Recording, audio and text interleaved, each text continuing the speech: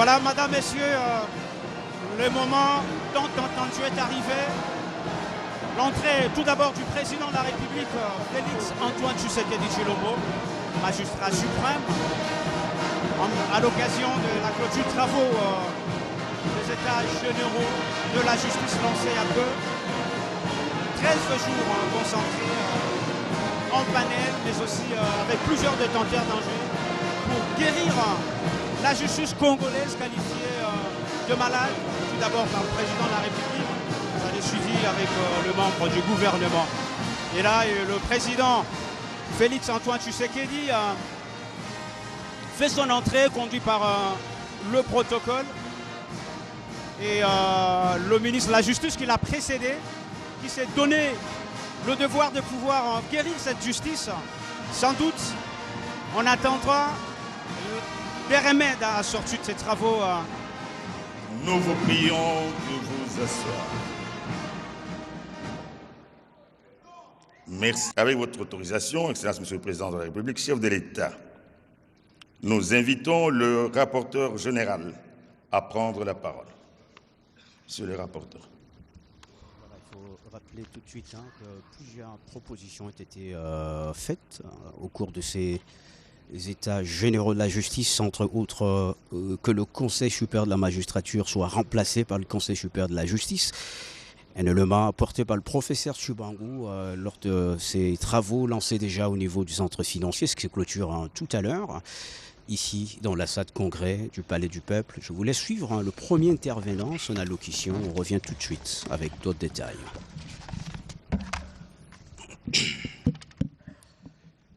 Excellence, Monsieur le Président de la République, chef de l'État et magistrat suprême, honorable Président de l'Assemblée nationale, honorable Président du Sénat,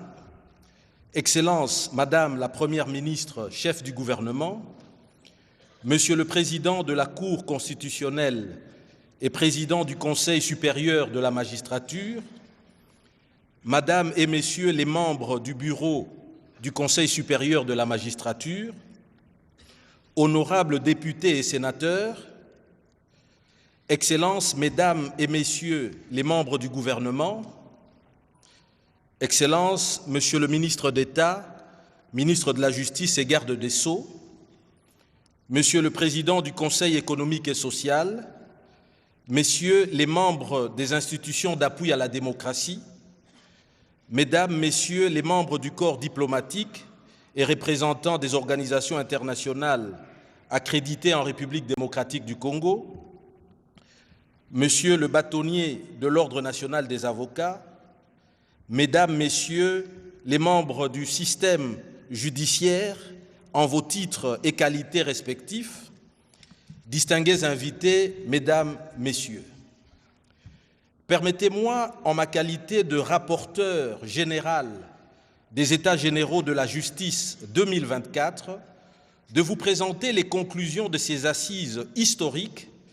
qui se sont tenues principalement au centre financier de Kinshasa du 6 au 16 novembre 2024. Ces États généraux ont marqué un tournant décisif dans notre quête d'un système judiciaire digne de notre ambition nationale, construire un État de droit garant des droits fondamentaux de chaque citoyen congolais. Placé sous le haut patronage de son Excellence, Monsieur le Président de la République,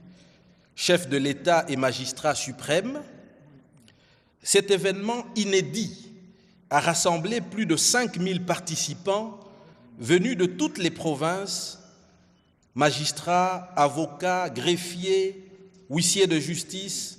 services de sécurité et de défense, agents et officiers de police judiciaire, les autorités politico-administratives, tant nationales que provinciales, la société civile dans sa diversité, mais aussi nos partenaires techniques et financiers du secteur de la justice. Cette affluence sans précédent témoigne en elle-même de l'engouement national pour la réforme de la justice en République démocratique du Congo. Ces assises se sont inscrites dans une démarche inclusive Fondées sur des consultations populaires à travers tout le territoire national, ces consultations ont permis de recueillir les préoccupations de nos concitoyens, orientant ainsi leurs réflexions vers des réformes adaptées aux réalités vécues par le peuple congolais. L'objectif principal de ces assises était de rendre à la justice ses lettres de noblesse, en posant les bases d'une justice équitable, indépendante et accessible. Nous avons également tiré les leçons des États généraux de 2015, évaluant la mise en œuvre de leurs recommandations pour corriger les insuffisances et définir des priorités claires pour l'avenir. En 2015, 350 recommandations avaient été adoptées. Toutefois, leur mise en œuvre est restée largement insuffisante, avec un taux d'exécution extrêmement faible dû à plusieurs facteurs. Sous-financement chronique, le budget alloué à la justice a chuté, passant de 2,21% en 2020 à seulement 1,73% en 2023, avec des taux d'exécution budgétaire également faibles. Manque de continuité politique, les réformes ont souvent souffert de l'absence d'appropriation par les autorités politiques successives. Faible coordination institutionnelle. La collaboration entre le Conseil supérieur de la magistrature et le ministère de la Justice n'a pas été optimale. Des recommandations en 2015 ont été formulées en des termes trop généraux et peu praticables, contrairement à des recommandations voulues comme étant ciblées. Malgré quelques avancées, notamment la promulgation de lois importantes, le recrutement de 2500 nouveaux magistrats et la construction de quelques infrastructures judiciaires, les lacunes persistantes ont entravé la modernisation du secteur de la justice. Cette situation a rendu impérative la tenue des États généraux de 2024 pour redéfinir nos priorités et mettre en place des mécanismes de suivi plus rigoureux. À l'issue des débats riches et constructifs, lors des exposés des panélistes en session plénière ou lors des discussions en profondeur en ateliers thématiques, 359 recommandations ont été formulées pour transformer en profondeur notre système judiciaire à l'issue d'une autopsie sans complaisance qui en a été faite pour découvrir ses dysfonctionnements et ses maux. Cet exercice a amené à constater que notre justice souffre d'une maladie systémique touchant tous les acteurs du secteur de la justice. Elle est le résultat des pratiques ancrées dans le quotidien de plusieurs acteurs de la justice, magistrats, avocats, greffiers, officiers de police judiciaire et autres auxiliaires de justice, mais parfois même des citoyens eux-mêmes impliqués dans ces dérives. Voici à titre illustratif quelques pathologies identifiées. 1. Corruption généralisée. Marchandage des décisions judiciaires. Des décisions de justice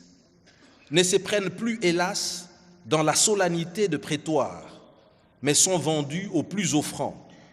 Les procès ne se gagnent plus sur la base du droit, mais au gré des enveloppes glissées sous la table. Certains magistrats abusent de leur pouvoir pour extorquer de l'argent aux justiciables, transformant leur fonction en une entreprise de prédation, jetant l'opprobre ainsi sur toute l'administration de la justice.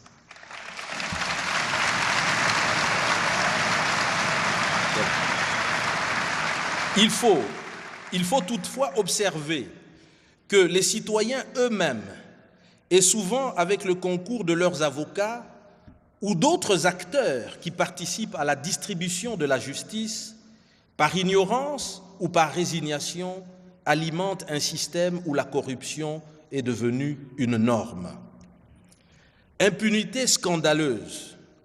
Les crimes graves, notamment crimes économiques et financiers, restent sans sanction. Les élites corrompues et les criminels financiers,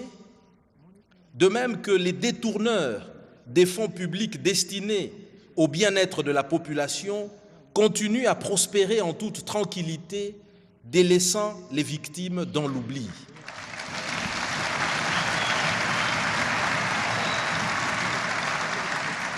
Spoliation et saisie abusive des biens appartenant à des citoyens et des entreprises sont à dessein irrégulièrement saisis par des magistrats corrompus en complicité avec des parties tierces, masquant ainsi les actes de prédation et de spoliation au mépris non seulement des règles élémentaires du droit de propriété et au préjudice des milliers de familles congolaises plongées ainsi subitement dans la plus grande pauvreté, parmi lesquelles la veuve et l'orphelin. Les avoirs bancaires d'entreprises publiques et privées sont arbitrairement saisis, plongeant des milliers de travailleurs dans l'incertitude sociale et fragilisant l'économie nationale, compromettant ainsi la réalisation des missions d'intérêt général de nos entreprises publiques et la mise à mal de l'épanouissement du climat des affaires en République démocratique du Congo. Dysfonctionnement structurel et infrastructurel. L'insuffisance de la couverture judiciaire sur le territoire national qui prive de millions de Congolais de tout accès à la justice, particulièrement à l'arrière-pays, dans les zones rurales. Les infrastructures existantes sont délabrées et le manque d'équipement entrave le bon fonctionnement de nos juridictions. Les magistrats et le personnel judiciaire sont très mal rémunérés, confinés dans des conditions socio-professionnelles précaires, privés notamment des frais médicaux et funéraires. De même, l'absence de voies de communication adéquates rend difficile l'accès aux structures judiciaires. Par ailleurs, certains officiers de police judiciaire, avocats et greffiers participent activement à des montages frauduleux pour contourner les lois au préjudice des droits les plus légitimes de nombreux citoyens congolais consternés face à un système où la justice, au lieu d'être un refuge pour les innocents, les pauvres, les opprimés et les laissés pour compte, devient le complice silencieux des puissants, laissant les plus vulnérables s'effondrer sous le poids écrasant de l'arbitraire et de l'injustice.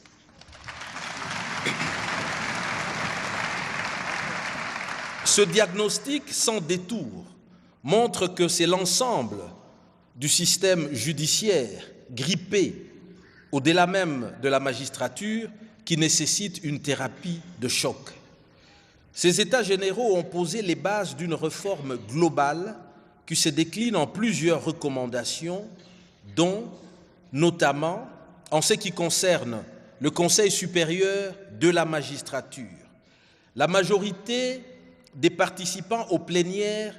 et ateliers de ces États généraux de la justice a recommandé la révision des articles 149 et 152 de la Constitution pour transformer le Conseil supérieur de la magistrature en Conseil supérieur de la justice.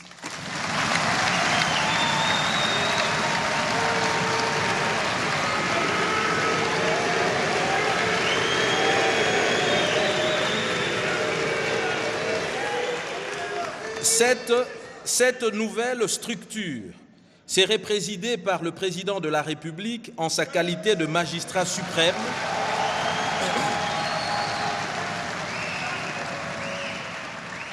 ou, en cas d'empêchement, par le ministre de la Justice.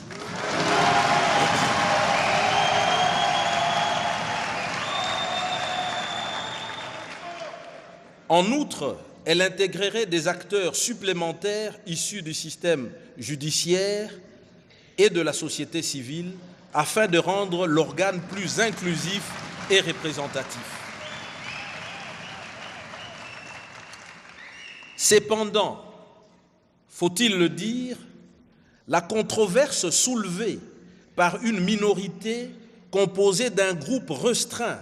des magistrats a exprimé une opposition à cette transformation, soutenant que le Conseil supérieur de la magistrature devrait hélas conserver sa structure actuelle.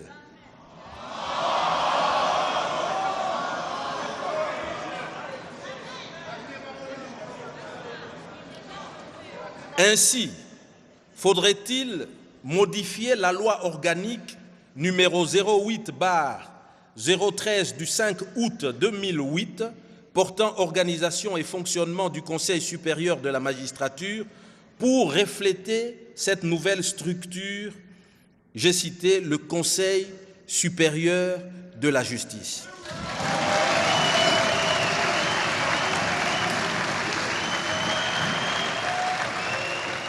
En ce qui concerne l'organisation et la compétence des juridictions, les participants à ces États généraux, dans leur majorité, ont suggéré et recommandé la limitation des pouvoirs de la Cour constitutionnelle. Il s'agit de revoir les compétences de cette Cour pour exclure toute possibilité de censure ou d'annulation des décisions rendues par les juridictions de l'ordre administratif, le Conseil d'État ou les juridictions de l'ordre judiciaire au rang desquelles la Cour de cassation, afin de préserver leur autonomie.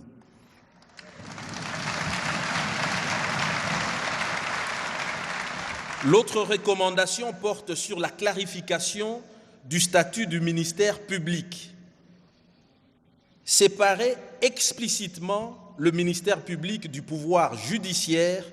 en révisant la loi organique portant statut de magistrat pour l'aligner sur les dispositions de l'article 149 de notre Constitution. Créer une conférence des procureurs sous l'autorité directe du ministre de la Justice afin de coordonner efficacement l'action publique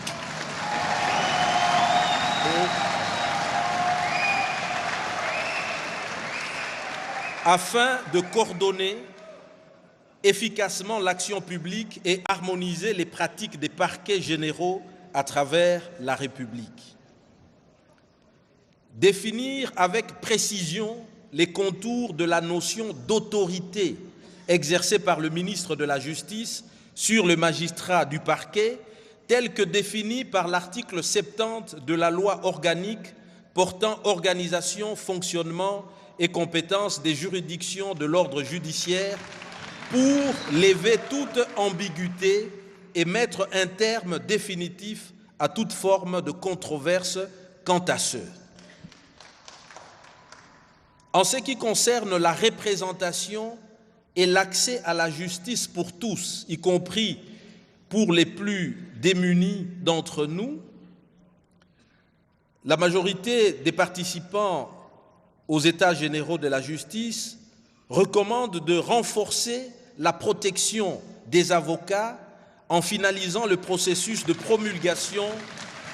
de la nouvelle loi sur le barreau. De prendre en charge les honoraires des avocats pro-déo en assurant un financement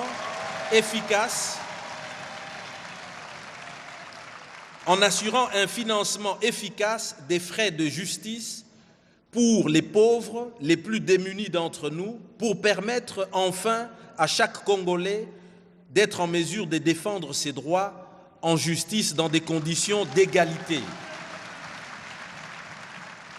Aussi, de réduire les frais judiciaires pour garantir à chaque citoyen, quel que soit son statut social, un accès équitable à la justice. Et enfin, de démocratiser l'accès à la justice en accélérant l'implantation des tribunaux pour enfants, les tribunaux de paix, les tribunaux de commerce, tribunaux de travail, ainsi que les cours et tribunaux administratifs sur l'ensemble du territoire national. Concernant les statuts des auxiliaires de justice, particulièrement les statuts de greffier, il est proposé et recommandé d'adopter une loi spécifique définissant les droits, devoirs et conditions de travail des greffiers en reconnaissant leur rôle essentiel dans le fonctionnement de notre système judiciaire. Aussi, de prévoir des privilèges spécifiques pour les huissiers de justice dans le cadre de leurs fonctions afin d'améliorer leur efficacité et de renforcer leur protection. En ce qui concerne les procédures devant les juridictions militaires, dans un souci de justice équitable, de modifier l'article 87 du statut du Code judiciaire militaire pour permettre l'exercice des voies de recours contre les arrêts des cours militaires opérationnels conformément aux exigences de notre Constitution, et d'introduire la possibilité pour des juges de grade inférieur d'être assumés au rang des juges devant siéger devant la haute cour militaire en cas d'impossibilité pour garantir la tenue des procès. Concernant l'épineuse question de la nationalité, la majorité des participants à ces États généraux a proposé d'adopter le principe de la double nationalité en révisant l'article 10 de la Constitution, tout en instituant des mécanismes clairs de déchéance pour haute trahison.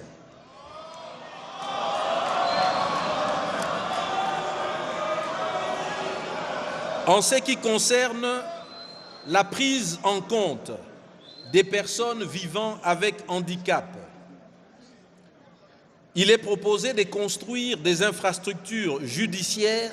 adaptées aux besoins des personnes vivant avec handicap, de créer des services spécialisés en langue des signes et en braille au sein de nos juridictions et de respecter un quota de 5% dans les recrutements des magistrats et personnels judiciaires pour les personnes vivant avec handicap. Dans le cadre de la lutte acharnée contre la corruption et l'impunité, il est proposé de mettre en place, dans le cadre de la politique de tolérance zéro, un parquet financier spécialisé dans la lutte contre la corruption, de créer des chambres spécialisées pour juger les crimes économiques et financiers, de publier systématiquement dans le journal officiel les sanctions disciplinaires infligées aux magistrats corrompus pour restaurer la confiance du peuple congolais en la justice. Et enfin, d'accélérer l'adoption d'une stratégie nationale de lutte contre la corruption validée par le Conseil des ministres. En ce qui concerne l'importante question de l'indépendance du pouvoir judiciaire, il a été recommandé de garantir l'indépendance du pouvoir judiciaire en interdisant toute interférence dans son fonctionnement et d'abolir la pratique du visa préalable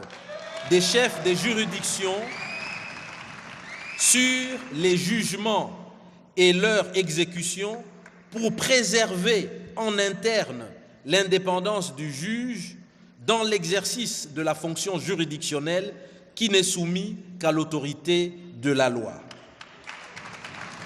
Et aussi de renforcer l'inamovibilité des juges pour préserver leur impartialité et leur indépendance. De manière spécifique, concernant la gestion des carrières des magistrats, il a été recommandé de subordonner désormais de manière rigoureuse le recrutement des magistrats à une formation obligatoire préalable à l'école supérieure de la magistrature pour pallier au déficit des connaissances juridiques, hélas constaté dans les chefs de plusieurs acteurs de notre système judiciaire. sur la question de la discipline des magistrats. Il a été recommandé de rendre opérationnelles les chambres de discipline grâce à un financement suffisant, mais aussi de renforcer les pouvoirs de l'inspectorat général des services judiciaires et pénitentiaires pour instruire les dossiers disciplinaires à charge des magistrats, quel que soit leur rang. Concernant les conditions de vie et salariales de nos magistrats, il a été recommandé d'appliquer immédiatement les barèmes salariaux prévus pour une amélioration des salaires des magistrats et mettre en place une mutuelle de santé pour les magistrats, mais aussi pour l'ensemble du personnel judiciaire. Sanctionner positivement les magistrats ayant affiché un bon comportement signalétique et introduire une prime de brousse pour les magistrats en zone reculée. En ce qui concerne le sujet portant sur les crimes internationaux graves qui continuent à être perpétrés à l'est de la République démocratique du Congo au détriment de millions de Congolais victimes d'atrocités indescriptibles, il a été recommandé de créer une juridiction pénale spécialisée pour juger les crimes internationaux graves à l'est de la République démocratique du Congo, mais aussi de permettre la poursuite des criminels internationaux en adoptant une loi de compétence universelle en République démocratique du Congo qui permettrait la poursuite, y compris de criminels qui continuent à s'abriter en dehors des frontières de la République démocratique du Congo et quelle que soit leur nationalité étrangère. De geler les avoirs des auteurs d'activités terroristes et des graves violations de droits humains, y compris celles d'acteurs internationaux et des firmes multinationales impliquées dans le trafic illicite des minerais du sang provenant des zones de conflit à l'est de la République démocratique du Congo. Il a été proposé et recommandé en outre d'envisager le retrait et le désengagement du statut de Rome de la Cour pénale internationale si les attentes légitimes du peuple congolais ne sont pas respectées en ce qui concerne la poursuite et la délivrance des mandats d'arrêt attendus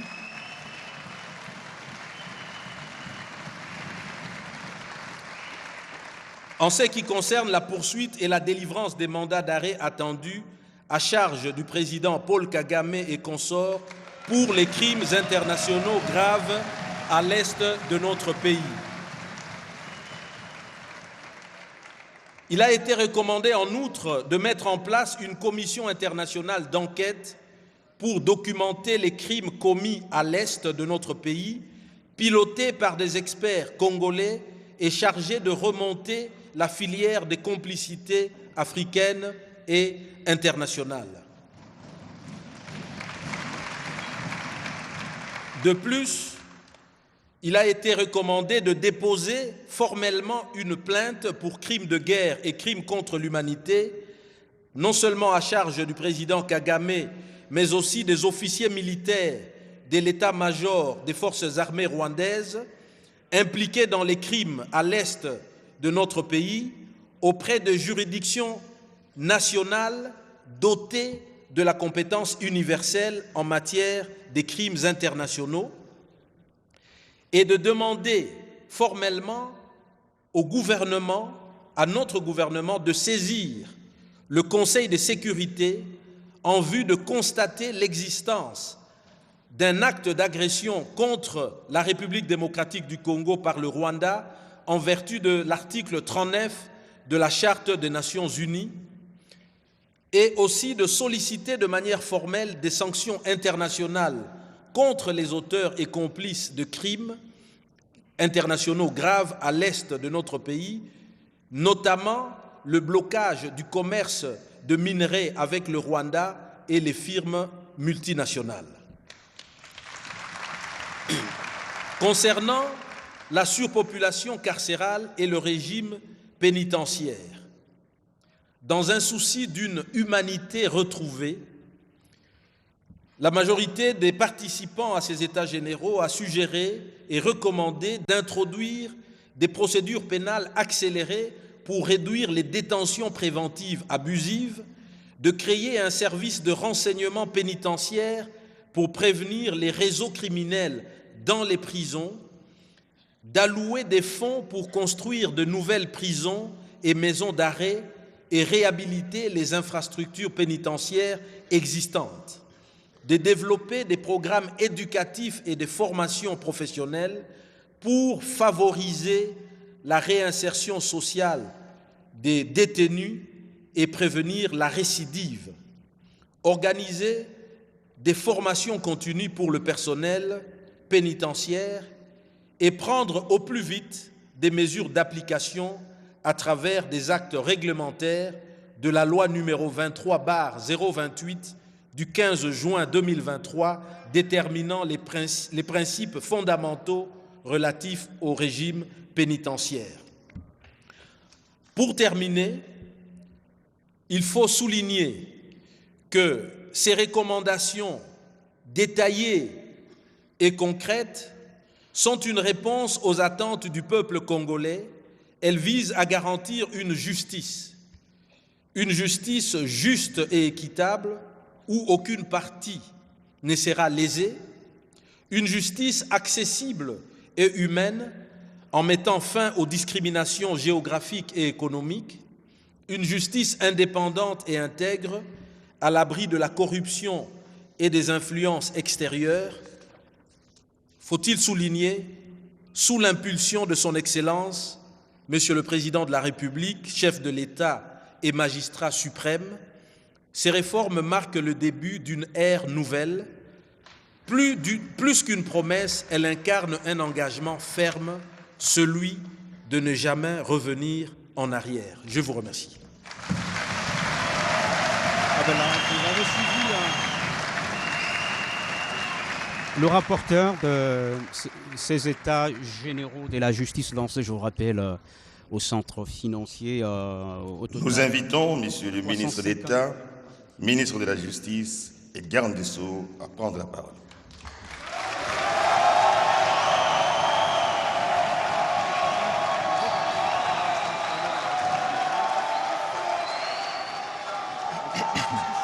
Selon le rapporteur, d'une maladie systémique affectant tous les opérateurs de la justice et leurs auxiliaires suite à la corruption, marchandage de la justice. On a également noté des crimes économiques fonciers qui restent sans sanction selon